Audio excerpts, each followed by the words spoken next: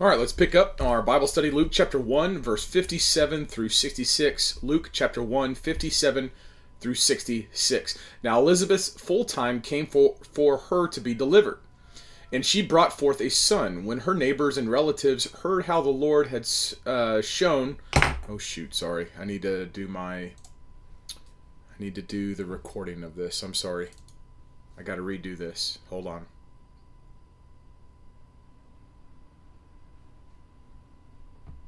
I didn't push a record button.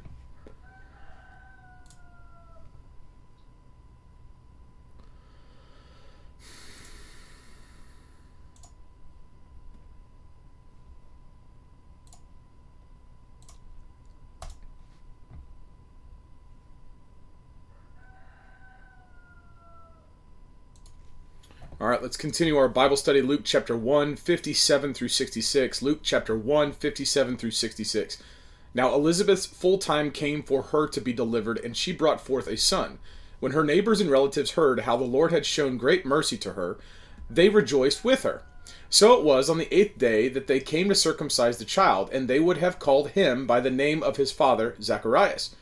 His mother answered and said, "No, he shall be called John."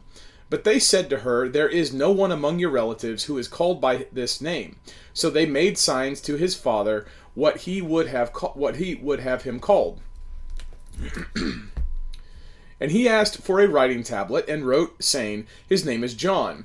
So they all marveled. Immediately his mouth was opened and his tongue loosed, and he spoke, praising God. Then fear came on all who dwelt around them, and all these sayings were discussed throughout all the hill country of Judea. And all those who heard them kept them in their hearts, saying, "What kind of child will this be?" And the hand of the Lord was with him. So Mary had just left, and we know if Elizabeth is 6 months pregnant, if Mary stays there for 3 months pregnant, then Mary is there for the birth of John the Baptist. And we can see that Mary probably left right after John the Baptist was born. And this is where Elizabeth's full time came for her to be delivered. So we know that Elizabeth has now given birth, and it's a full pregnancy and all that other kind of stuff. She brought forth a son, and this was as Gabriel told her, this is as Gabriel told, Zacharias here earlier in Luke chapter 1, when this angel says, "Do not be afraid, Zacharias, your prayer is heard. Your wife Elizabeth will bear you a son." So right here you have prophecy made in Luke chapter 1 earlier, and now it's being done.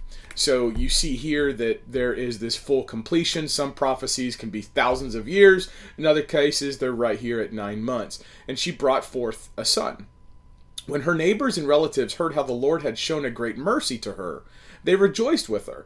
Now think about this. The neighbors and relatives, so the people that live near her and the people that are related to her.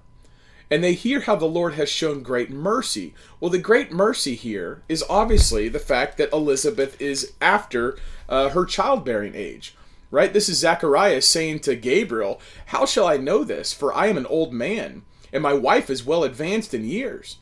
Right? So Gabriel is telling Zacharias, you're going to have a son, your wife is going to have a son, and she's going to call him John, and y'all are going to call him John. And Zacharias doubted because she's well advanced in years. Well, this is the great mercy because she did not have any children.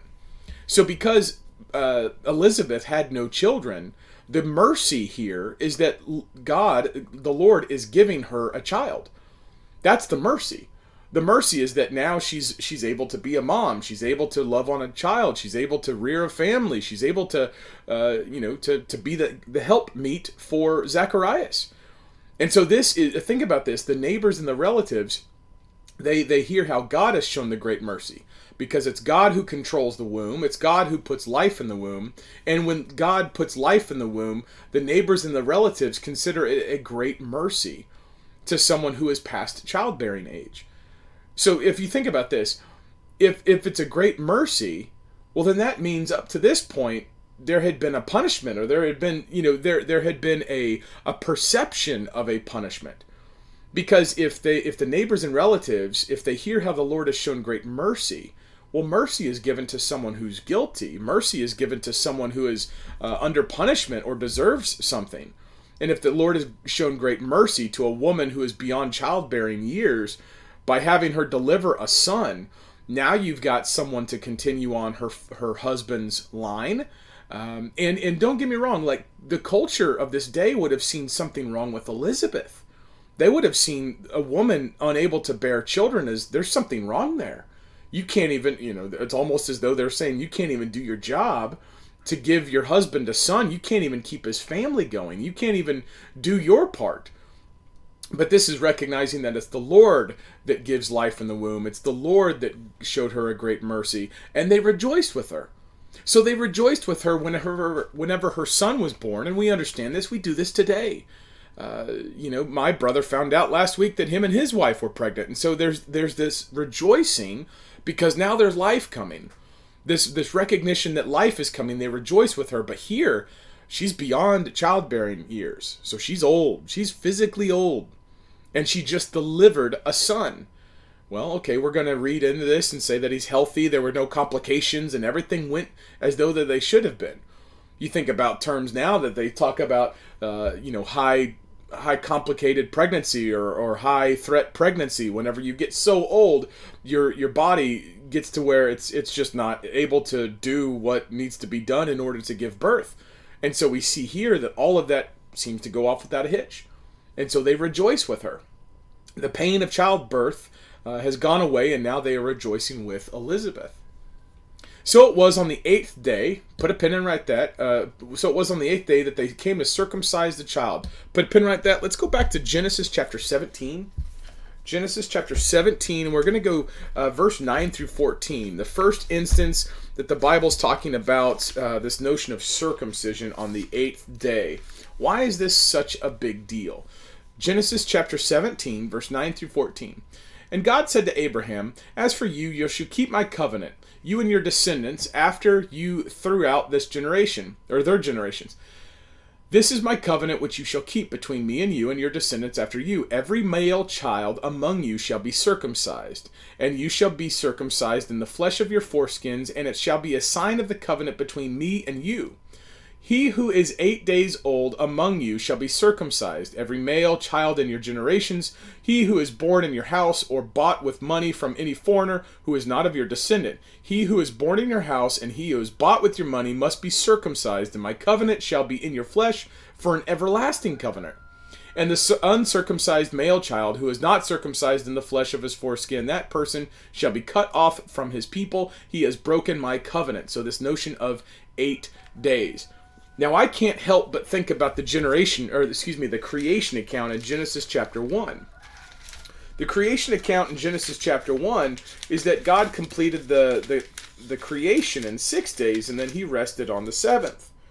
Right? Let me see. So we got here in Genesis chapter 2, verse 1. "Thus the heavens and the earth and all the hosts of them were finished, and on the 7th day God ended his work when he had done. And he rested on the 7th day from all his work." He rested from all his day which he has done. "Then God blessed the 7th day and sanctified it, because in it he rested from all his work which God had created and made."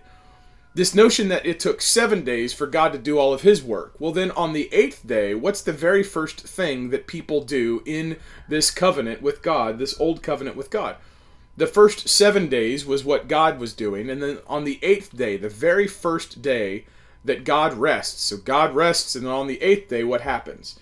Well, that's the day that the Bible says in Genesis chapter 17 that the people in the covenant with Abraham, Abraham's covenant, that's when they are supposed to be physically circumcised. And so this is one of the thinkings behind why it's the 8th day, other than the fact that God tells them, you do it on the 8th day. Now, there's also some medical reasons, but this is, not really where the Bible's at, where you want your kid to be healthy. You want the circulation to flow. You want to make sure that everything is going well. And so before you start to do work like circumcision right after they're born, you give them 8 days to kind of stabilize. But then there's another notion. So that's a medical explanation. But then there's another explanation. They were going to name him, right? So circumcision is also the time when someone is being named. And this is important. Let's track this back. Let's track all this way back.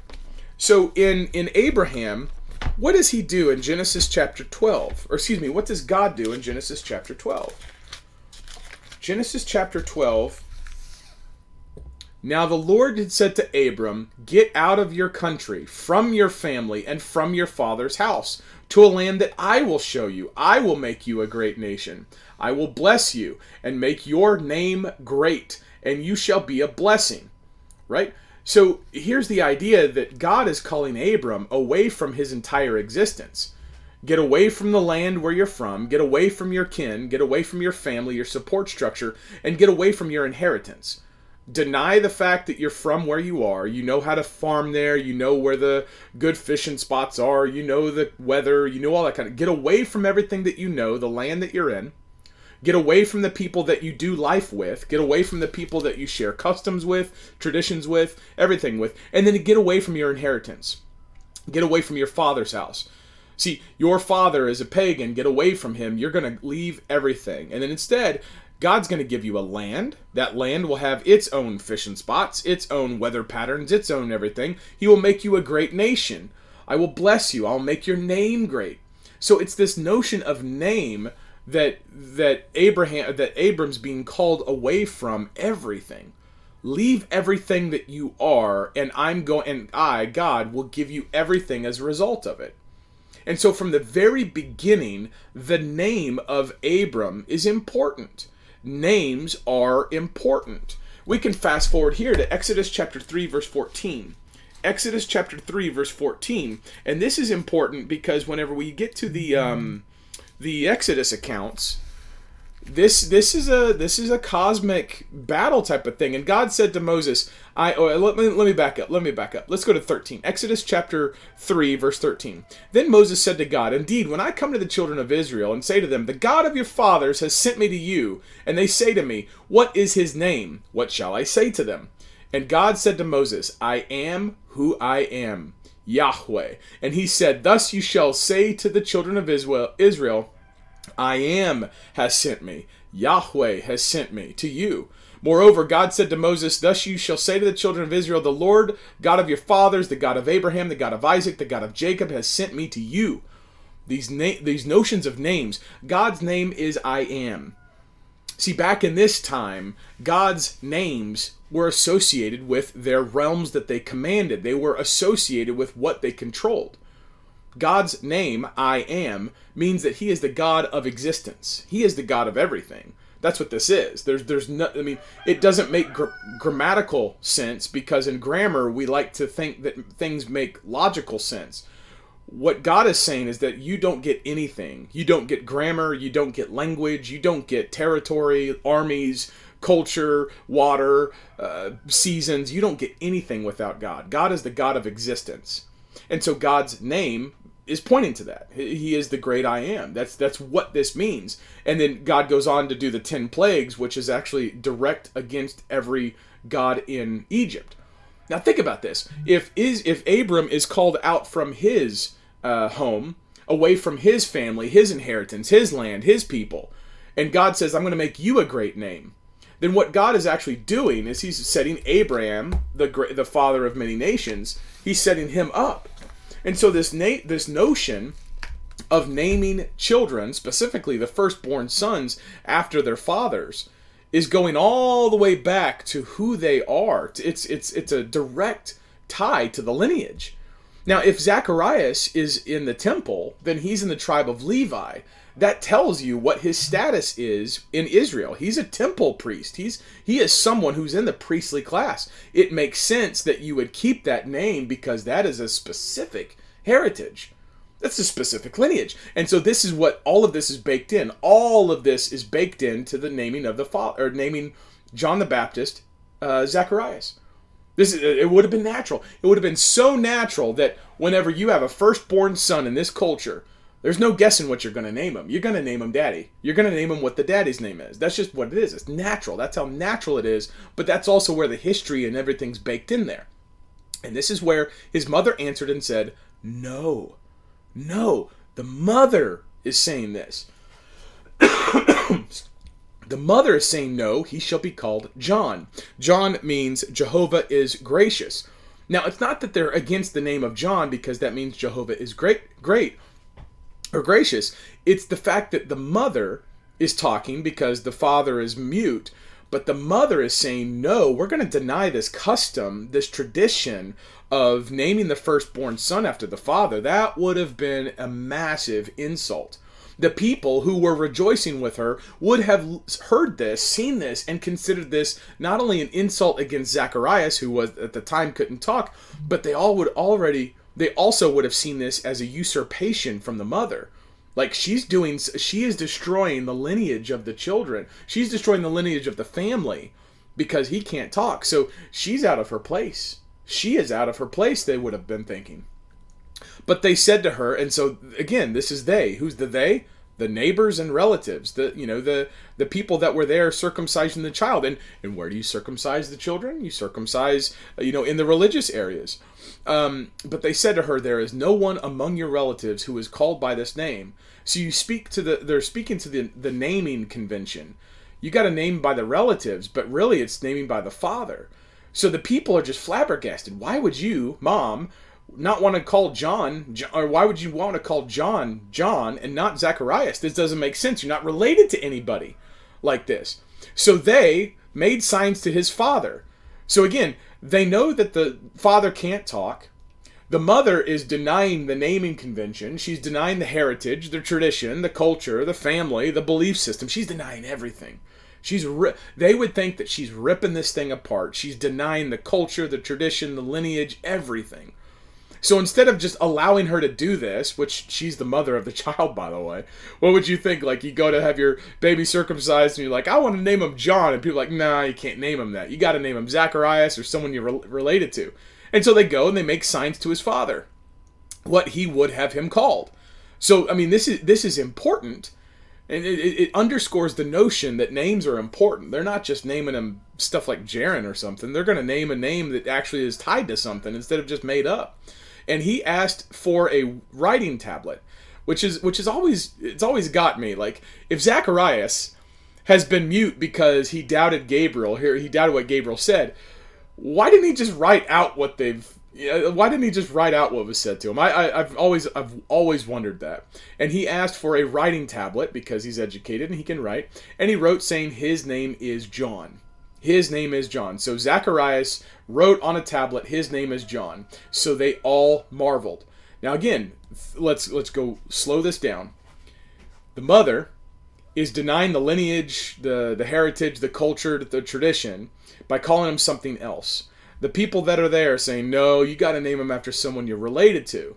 And then they go back to the father, and the father affirms the rejection of the lineage, the tradition, and everything.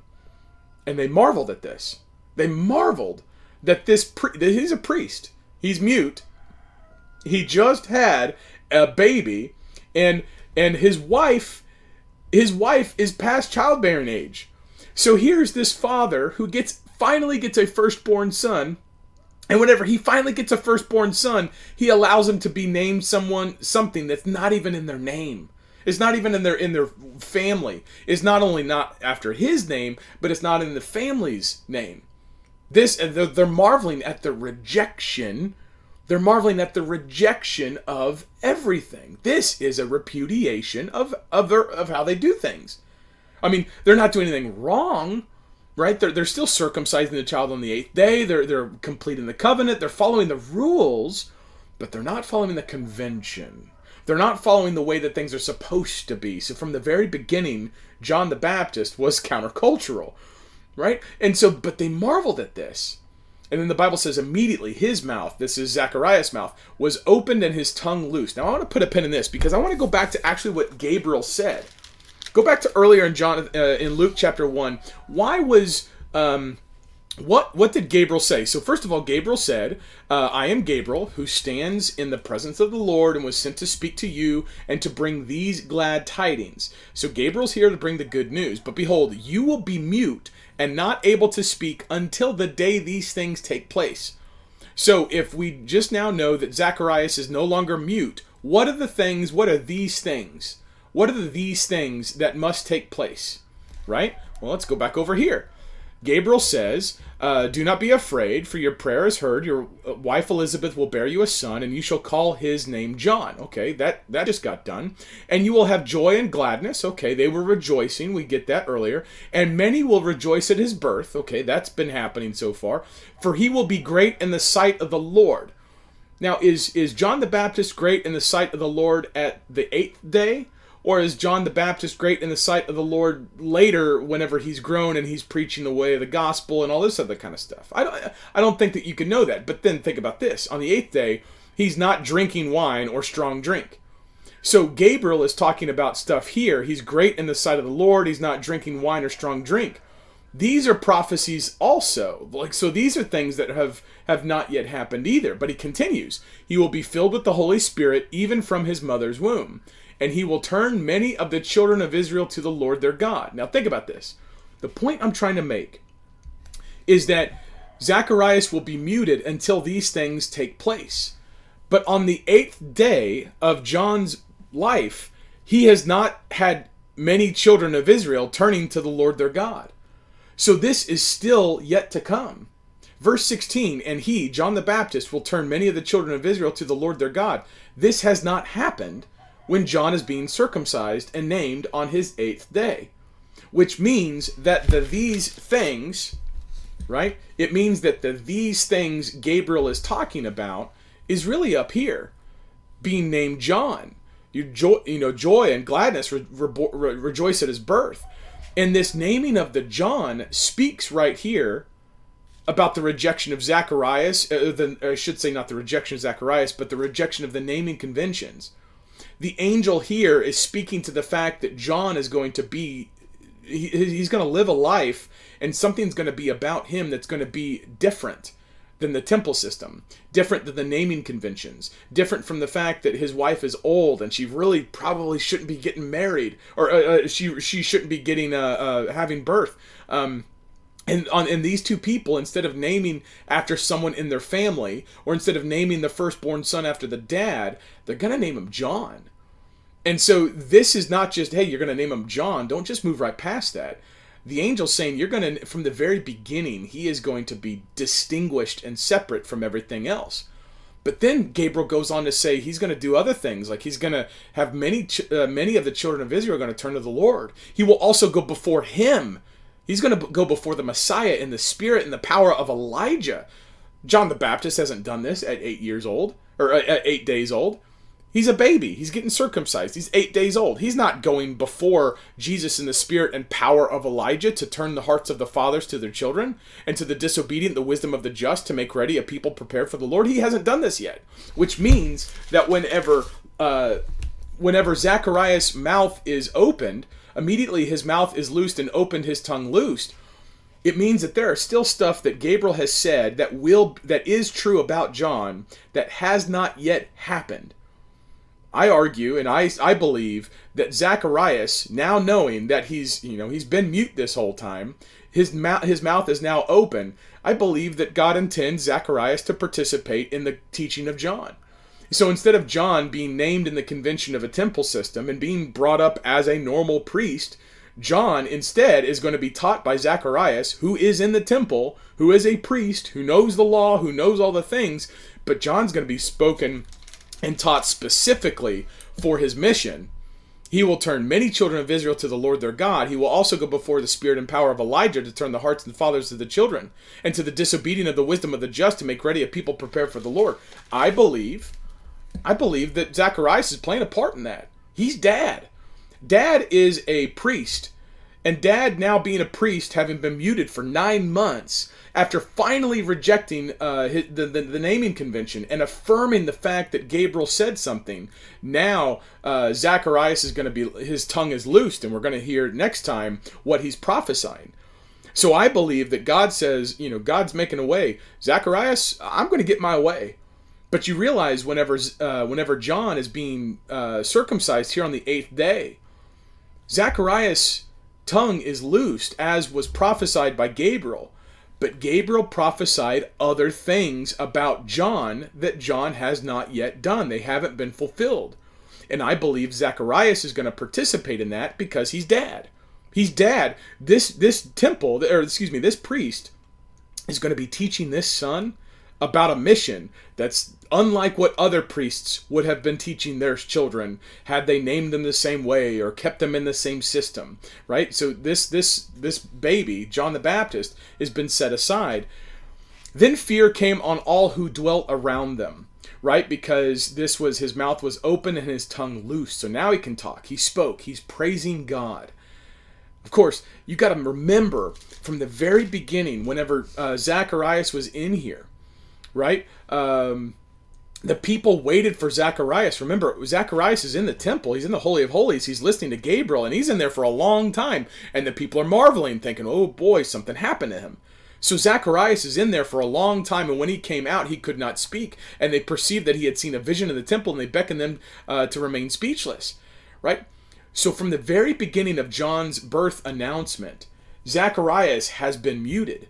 And this has been in people's attention, right? So this would have been all throughout the place, this curiosity, this really weird, bizarre notion would have been around Zacharias. And now that he denies his lineage, now he can finally talk. And when he finally talks, he opens his tongue is loosed, and he's praising God. This is where fear of all who dwelt around them, and all these sayings were discussed throughout all the hill country in Judea. Don't you understand how God is able to mute one person here, use the tradition and the lineage of not naming John after his father, not naming John after someone who is related to them. He uses this social norm, this tradition, this temple priest, the fact that he's muted. He uses all this to do what? To create curiosity, and these sayings were discussed throughout all the hill country of Judea. For the low price, and this is how God works, for the low price of muting a priest and naming someone different, and doing it in a way that a woman is too old to have kids, but yet now she's having kids, he's created a situation that has so much curiosity that now it's spreading like wildfire. And now, don't you realize that people are going to be keeping their attention on John? And don't you think that Zacharias isn't going to be teaching John with a certain angle now? There's going to be a different focus about teaching John as he's coming up, as a young man, than as he just would have been a normal priest. There's a distinction here. There's a distinction. The fear came on all who dwelt around them, and all these sayings were discussed throughout all the hill country of Judea. Well, the hill country of Judea includes Jerusalem. What's going on in Jerusalem? The temple. Zacharias, as a priest, now has a son born to a woman that's beyond childbearing age. He is now finally talking, and the angel was saying that John is going to be making way for him. Don't you think that if just these sayings were discussed throughout all the hill country of Judea, don't you think that whenever Zacharias is telling John, and Zacharias is probably telling other people what John's mission is, don't you think he's probably not telling, hey, I saw Gabriel, he looked like this, he was saying this, he's saying that John's going to prepare the way for him, he's coming. This is years before. We know that Jesus started his ministry around 30 years old. This is before Jesus is born. So before Jesus is born, you can see the pieces are in place that that a prophet has already been brought about in curious ways, so that the news of the prophet, not even Jesus, the news of the prophet is already spreading around Judea, the hill country in Judea. This would have been Jerusalem. This would have included the temple. This would have included all the people in that area. If they weren't studying prophecies, they're now looking back in their scrolls studying prophecies. Why? Because these sayings were discussed throughout all the hill country of Judea. What is being discussed? Temple priest who was famously lingering that one time in the temple. Remember that guy 9 months ago that was lingering in the temple? He probably saw an angel, and now he can't speak, and now all of a sudden he can speak, and he denies the lineage. Like, all of this is happening. This is what God's doing. And all of this is in preparation to get people's attention, to point them to Jesus. Don't you think for a second that those priests, that those temple people, the Pharisees, the Sadducees, all those people, they would have been cracking open those scrolls a little bit more because of all the stuff that's coming. And whenever John starts talking about stuff in the way of Elijah preparing a way for the king, yeah, This is all to set up the curiosity, to all set up the word of mouth. You can't control this. That's the thing, is you're not controlling this with convention. You're not controlling this with tradition. You're not controlling this with laws. You're not controlling this with anything. You're controlling this just by the nature of people hearing God doing stuff. And the way that God does stuff is in a way that you can't stop it. And all those who heard them kept them in their hearts. Right? So the people that hearing this stuff, they remember it. They're in their hearts. Now, if you're in your hearts and you're in the hill country of Judea, you're looking for the Messiah. Because you're currently being occupied by Rome. You're currently being oppressed. You're currently being taxed, and you're being, persecuted. So they know. They know John's coming. They know the prophet's coming. They know that things are coming. They kept them in their hearts. God is preparing the people of Israel to hear about the message of the Messiah. And they're saying, what kind of child will this be? They're looking at anticipation. They're looking at this child who's going to grow up with a father who's in the temple system, but born under such weird, abnormal, curious conditions. They're going to be keeping their eye on him. And the hand of the Lord was with him. Now put a pin right here. I want to go to Genesis chapter, 39? Is it Genesis? No, I didn't mark it. It's Genesis. So first of all, what I want to say is go to Jeremiah chapter 1, verse 12. Jeremiah chapter 1, verse 12. Then the Lord said to me, you have seen well, for I am ready to perform my word. God performs his word. When the Bible says that the word of the Lord, or the hand of the Lord is on him, it means that God is purposefully doing something there. I think it's Genesis, I want to say, is it 39:2? Genesis 39:2? Yeah. Okay, Genesis 39:2. Genesis 39 and 39:2. Now Joseph had been taken down to Egypt, and Potiphar, an officer of the Pharaoh, captain of the guard, an Egyptian, brought him down from Ishmaelites and had taken him down there. Verse 2. The Lord was with Joseph, and he was a successful man, and he was in the house of the master of Egypt. Right? So the Lord was with Joseph. If God's with you, if God's doing stuff with you, he's got a plan. Let's fast forward to Acts chapter 11, verse 2. Acts chapter 11, verse 21. Acts chapter 11, verse 21, we get, and the hand of the Lord was with them, and a great number believed and turned to the Lord. Now here is where Stephen, right? They've been scattered after the persecution of Stephen. So Stephen gets killed, and when Stephen gets killed, what happens? All these Jews get scattered. All the believers get scattered. They get scattered to Cyprus, Cyrene. They start going to Antioch. They talk to the Hellenists. They preach everybody. So Stephen gets stoned. And when Stephen gets stoned, that persecution triggered the spreading of the believers of the way. And they start telling everybody about that. And a great number believed and turned to the Lord. And the hand of the Lord was with them. Who's the them? Well, the them is the people that were scattered because of the persecution of Stephen. So God uses stuff that doesn't look good to us, but has effects for him. So here, and the hand of the Lord was with him. The him here is John. And we know this because from the very beginning, and he will turn away many of the Lord, or children of Israel, to turn to the Lord. For he will be great in the sight of the Lord. God's going to do stuff. And what's powerful is that if Angel Gabriel has said that you're going to name him John, and that you're going to be mute until these things take place, these things is the naming of John, because now Zacharias is unmuted. But Gabriel says there's going to be other stuff that John does, which means that Zacharias is going to participate, as the father and teaching him and all that kind of stuff, growing up with John, having the hand of the Lord on him. He's setting the stage. God has set the conditions in curious situations by muting a prophet, by having an old woman give birth where she shouldn't be giving birth, and under conditions where they deny the heritage and the tradition of their culture. And now everyone's talking about it. Now everyone's looking in their scrolls, looking in their Bibles, figuring out what is God doing. And just by doing that, he is flanked the persecution, he's flanked the laws, he's flanked the religious elites. You can't stop that. If God works, he's going to work in a way that will arouse the curiosity, suspicions, and seeking of people that you can't stop. And this is just one example with one baby that is just 8 days old. Next time we'll pick up verse 67. God bless you.